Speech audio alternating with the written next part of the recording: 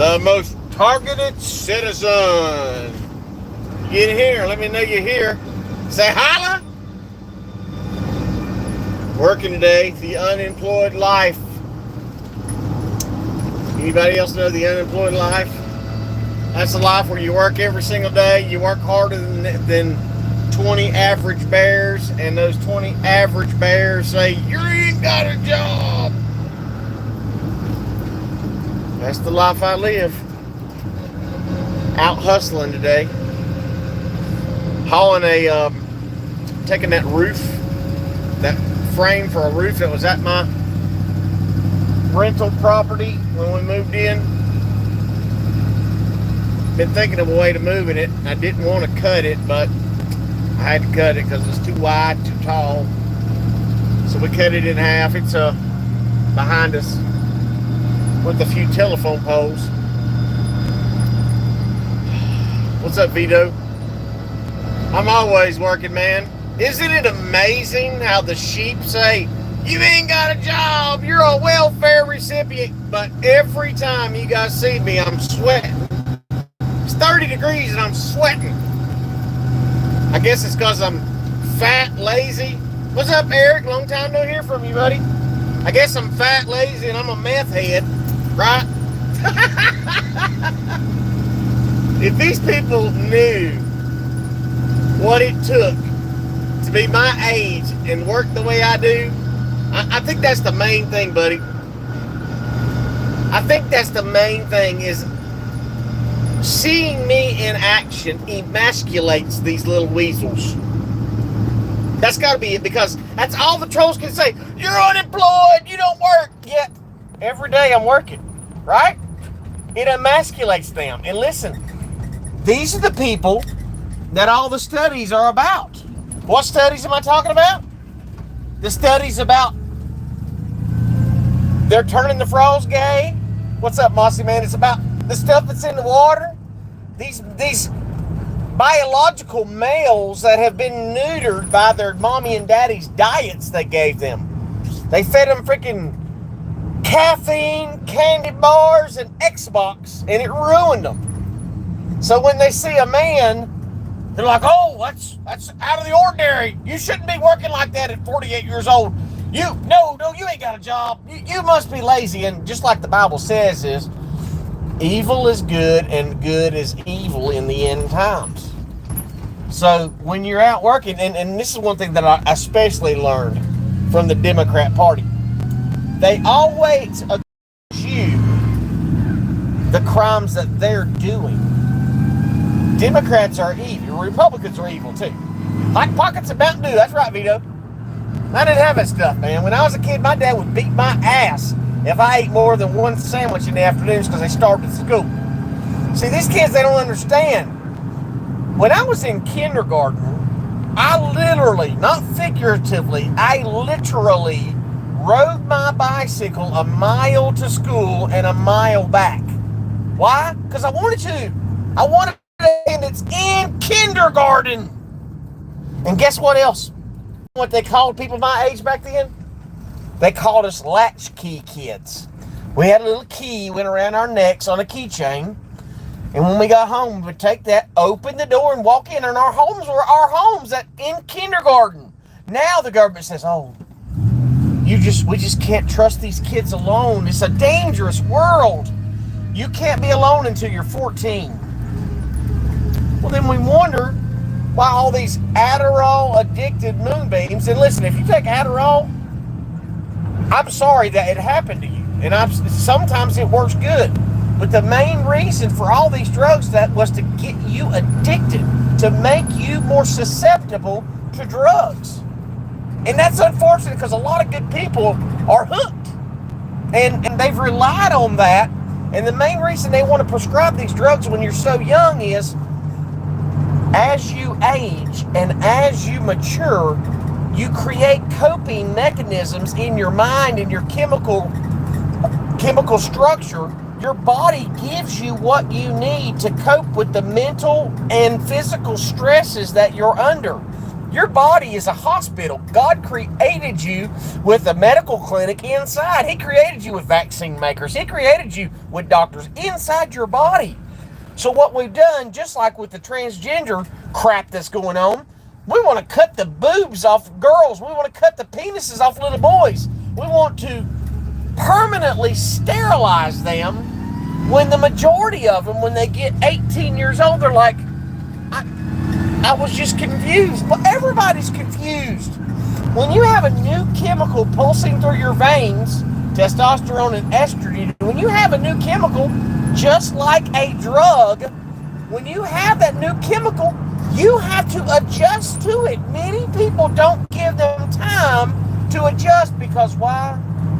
Because mom and daddy want to rely on doctors. Mom and daddy want to do the easy work. Just give him a drug. Oh, he's antsy in school. Oh, he moves around. Give him drugs. Let's kill his creativity. Let's kill his energy. I used to fidget in school. I mean, the teacher slapped me in the head with a pencil because I couldn't sit still because I had all that energy. But guess what? I still have all that energy. But back then, we didn't drug our children. We didn't do that. We didn't have to. We knew better. Thank God my parents did. Hey, listen. You could diagnose him and say he's got ADHD. You could say that.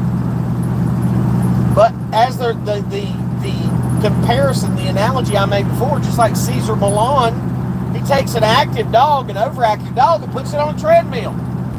Give them something to get their energy out. Mason told me now they don't even, some semesters during school, they don't even have a gym. Why? Because they don't want them to fulfill their full potential, physically or mentally. Did you know in China, it starts in age kindergarten. They teach them in kindergarten how to disassemble and reassemble firearms. By the time they're in third grade, they're running drills in the city. They have a whole, we were playing dodgeball. They don't even do that anymore. We were playing fort with dodgeball. These kids are learning how to fight.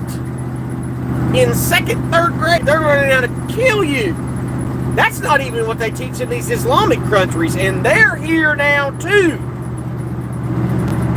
We have neutered 4 generations of Americans. They can't jump rope. You're exactly right.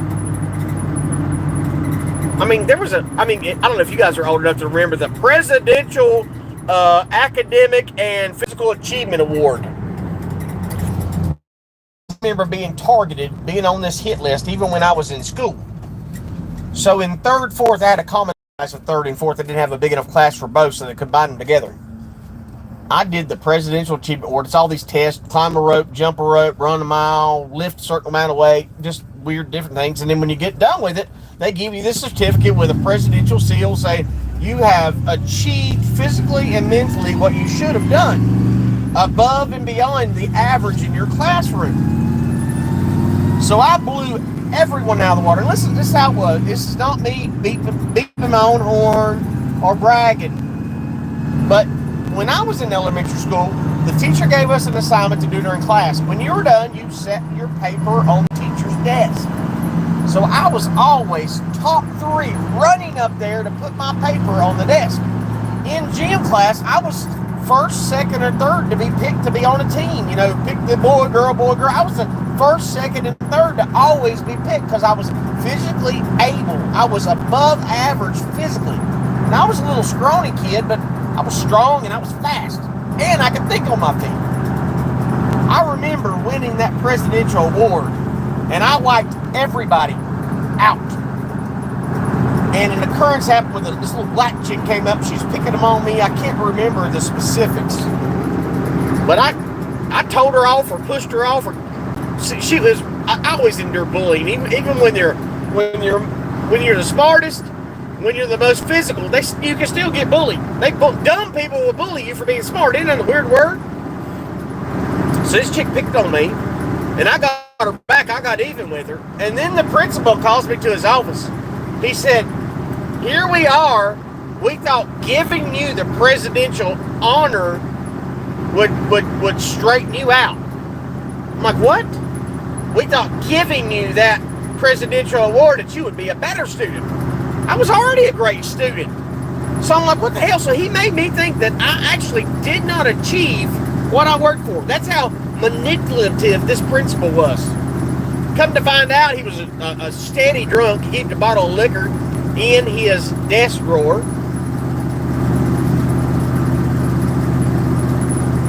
I can remember all the way back to kindergarten being gang stalked in school. I remember in Oklahoma, I went to Broken Arrow Elementary School. I think that's the name of the school, but it's in Broken Arrow, Oklahoma, right up above Captain D's. I remember being there, and the teacher had to leave the room. And I was always in trouble, but I don't ever remember doing a lot of bad stuff. It's always somebody ratting me out. So, teacher leaves, and the fat kid. It's always the fat kid that runs the chalkboard. So I walk in a classroom from bathroom break. I walk in the classroom, like 4 or 5 guys in there in second grade. I walk in, I say, penis lives on Venus. Now, I had no idea what a penis was. None. I heard the word, it rhymed with Venus. I had no idea. But it was a fat kid that was ready and willing to write me up for it. So he puts my name on the chalkboard. I gave him a little lip. He gave me a check mark beside my name. Give him a little more lip because I've always been a fighter. I've always been the one. If you're going to come at me, okay, you're going to have to come at me, and when you do, I'm going to defend myself. So I ended up like 3 checks on the board. So I'm in trouble now. Teacher comes in, calls my dad. And as I told you guys before, my dad was extremely abusive. I left the kitchen table more times backwards than I did walking up and sitting down on it. My dad comes to school, calls all my teachers. This is how much of a bully and an asshole my dad was. He called all the teachers to the gymnasium. The principal let him do this. Got all my teachers into the gymnasium, including my classroom, and he beat my ass in front of the whole 2nd grade. He said, if it gets on, this is what you beat my ass for a word I said that I didn't know. Then, I had to walk beside his truck as he screamed at me a mile all the way home. I wasn't allowed to ride my bike. I had to push my bike a mile home while he screamed at me. I got a whooping in every grade in school. I got a whooping. Why? Because I was hyper. I had energy. Nobody would listen. I can't sit still. I got to go. Give me something to stimulate me. And these teachers, all they want to do is teach you how to take a test. They don't care about you learning. They want to teach you how to listen and obey. Let me read this comment. Is there a way to keep this available just for an hour or so after? Seem to only end up catching the last few minutes. For some reason, they don't post up these videos. My live videos don't post up for 2 or 3 days later. Now, you may be able to go and save it, and it should pop up 2 or 3 days if you want to see it. But thank you for being here. But I have to go in, even though it's marked as public, YouTube privatizes it so nobody can see my videos. It's insanity. But thanks for being here, man. I hope you get back on it. So my whole life in school, I was hyperactive. I mean, I couldn't sit still. I'm 48, and I can't stand just to lay there and sit still. That's why it's so absurd. It is so absurd, all these soy boy sissies. Like that, who's that one douche nozzle, vilified douchebag? The one that he conned his subscribers into buying him a $20,000 house. Yet, I'm the con man for asking people to donate money so I can help others. It's a bizarre world. And I guess it goes back to just like the Bible says, Eric. Screwtube is correct. The Bible says is the evil ones will accuse, that their mind is so set on evil that they can't attribute good to anyone else. And it repeats only in the last 4 seconds. Sorry about that, dude. It does fine on my end when I can find it. So, evil always assumes you're going to do evil because that's what they would do. That's why they lie so much. They assume you're lying because every word out of their mouth comes as a lie. I was watching the Tucker Carlson network this morning, and it was a snippet on YouTube, an 8-minute clip of Alex Jones and Tucker. And I don't want to say Alex Jones is watching my videos. I don't want to say that. But you guys have heard me say for the last 2.5 years, I do not lie. Not a little bitty lie, not a biggie lie. I do not lie. And once you do that, you start to reset your brain because it is natural for us to lie because we are naturally evil. And people naturally fear what others think or perceive them to be. Fear. So once you remove that spirit of fear from what people think or people assume about you, lying fades away. Fades away. So Alex Jones was talking to Tucker Carlson, and he said, yeah, Tucker, the evil ones are trying to kill us, but what I've done in my life is I don't lie anymore. I don't tell even one lie. I don't tell a lie to anybody. I tell the truth no matter what, no matter if it hurts, I tell the truth. And I'm like, Alex Jones is listening to me? I mean, I'm sure he is, and I'm nobody Alex Jones. He should have me on. I could probably enlighten him. Everything he knows, like targeting stuff that I could tell him personally, but as Alex Jones has stated before, man, we don't know if these guys are lunatics, if they're psychopaths, if they're hearing voices because they're crazy, or actually is the government because we can't tell if it's the government attacking him or not. I think when he saw the drone footage and the planes and all that footage and all the vandalism I've been through, I think he'd probably believe me, but, I'm not going to get off on that. You have to rewire your entire mind, body, and spirit. And it's hard to do because the natural reaction is we don't want people to be mad at us. We don't want people to criticize us, and we don't want people to think that we've said something wrong about them. And the best way not to have to lie is try not to do things you're embarrassed of. And if you're going to do something, make sure you're not embarrassing someone, especially yourself. There was a terror pig. God, I felt that pig. Sitting out there watching. Anyway, any questions, comments? As I'm working my butt off today, had a preacher showed up this morning. I've been to his church a couple times. Came over to buy one of my lawnmowers, so I've got one of my John Deere sold. I paid $200 for it. I gotta fix the tire on it. I'm gonna sell it for $5. But had this guy, I texted him, he had a Craftsman lawnmower for sale. Online, he wanted $100. I think it started like $150.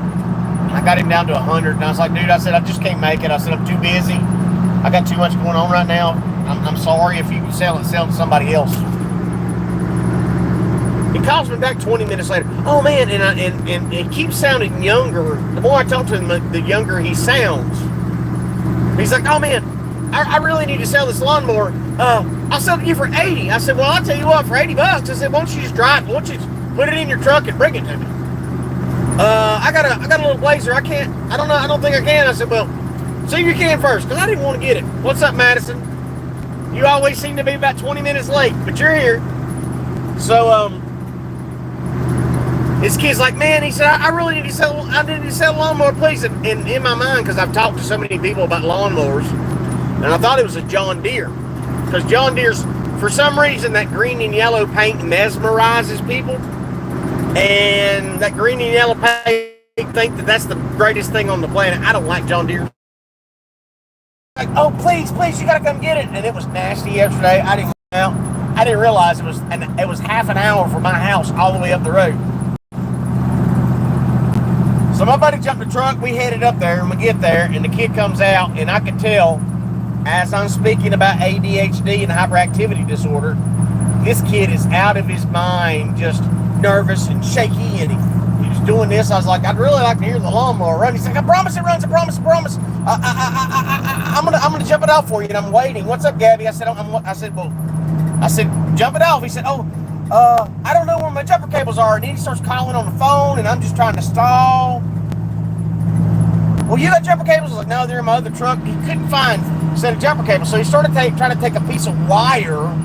He was trying to take 2 pieces of wire and jump from his truck to the lawnmower, and that wasn't going to work. Well, then his dad comes out, and I got a real bad vibe off his dad.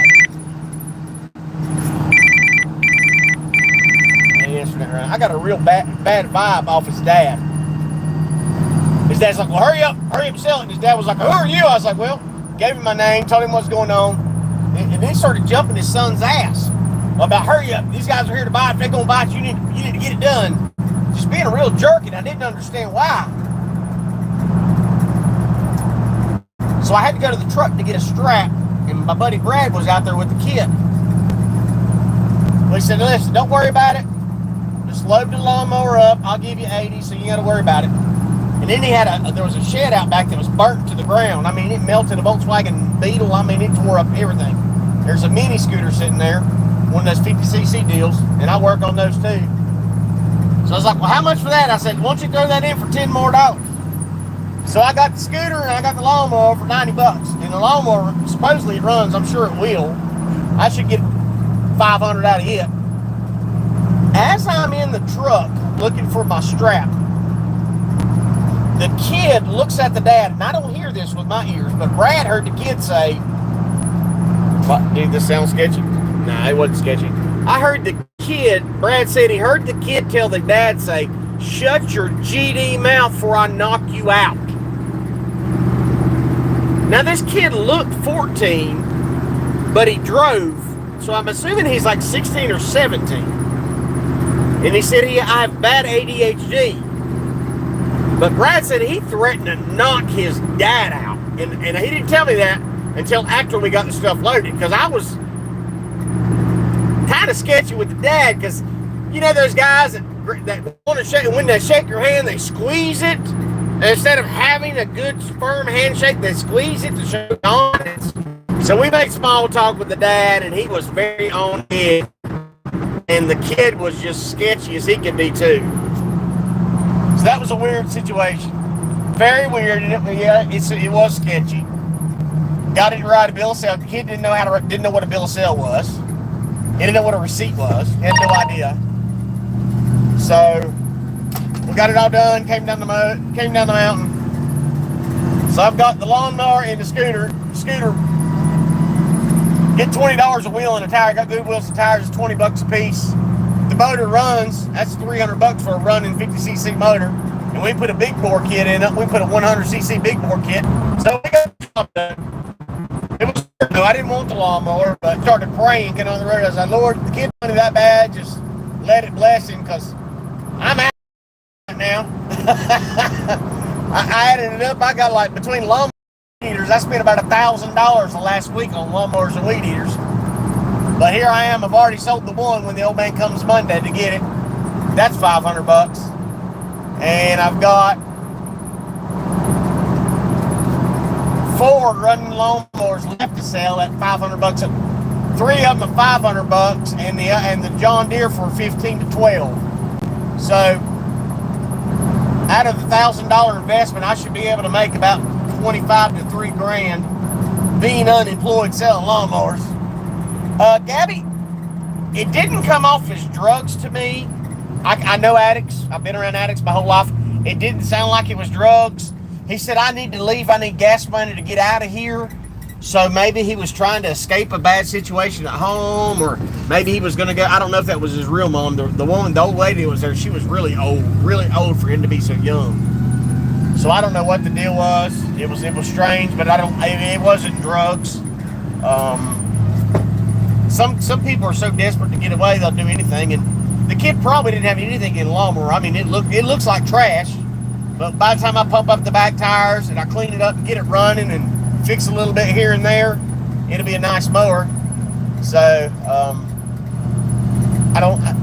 I didn't feel drugs. I think there was probably, I know for a fact, and I was trying to witness to the dad, drop a couple scriptures here and there, and he was bouncing back biblical talk to me, but it did not feel like it was heartfelt biblical talk. It felt I don't know, it felt very adversarial to me. So I was just dropping my biblical wisdom on him and smiling and being polite, because the dad was a very strange dude. But when the kid said that to the dad, I'm like, well, maybe the dad, because listen, the burnt down building was the kid's friend who was hiding in the man's building and had 3 batteries plugged up and burned his building down with his Volkswagen Bug right beside of it. I mean, it melted the building and everything. So that kid would have not lived that down if I'd have been around anyway. But I was trying, I've got to do better. I've got to do better. Especially on commenting on YouTube and Facebook. I'm the worst. I am the worst person to comment on Facebook and face page. I'm the worst. Because I tell it the way I see it, and it's hurtful to people. I know it is. Because people don't like to hear the truth. People don't want to hear the truth. They are wonderfully set with their delusions. And then when you say somebody that's simple like me, that can tell you straight away what the absolute answer is without patty caking and cherry on topping with you, people don't like that. People don't like the truth. And that's why I get attacked so much online. It isn't because they don't actually think I'm trying to rob them, and they don't actually think that I'm crazy.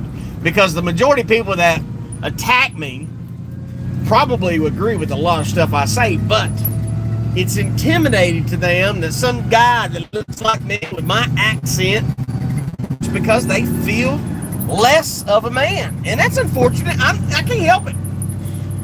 God gave me the absolute best dose of testosterone when I was a kid. I was getting hair on my chest when I was 13 years old. I've always been this way. I've always been manly. I've always been a worker. I've always been strong and agile. I've always been what a man should be.